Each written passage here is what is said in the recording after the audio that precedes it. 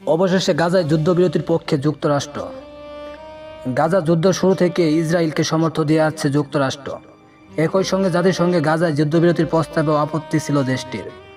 তবে আগের অবস্থান থেকে সরে এসেছে গাজার সামরিক যুদ্ধবিরতির আহ্বান জানিয়েছে যুক্তরাষ্ট্র।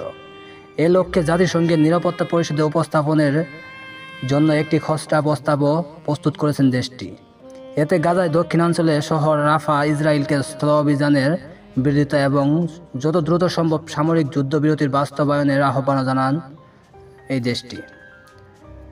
মঙ্গলবার এক প্রতিবেদনে এ তথ্য জানিয়েছে কাতার ভিত্তিক সংবাদ মাধ্যম আল জাজিরা। প্রতিবেদনে বলা হয়, যুক্তরাষ্ট্রের এই খসড়া প্রস্তাবে 3টি বিষয় গুরুত্ব দিয়ে অন্তর্ভুক্ত করা হয়েছে।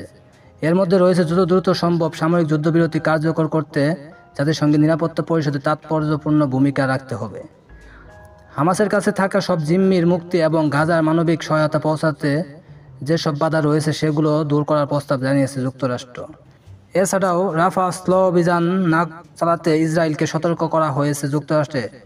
এতে আবারও বলা হয়েছে যে পরিস্থিতিতে ইসরায়েলে যাতে বড় ধরনের স্থল অভিযান না চালাতে পারে সে ব্যাপারে জাতিসংঘের নিরাপত্তা পরিষদে গুরুত্ব দেওয়া দরকার।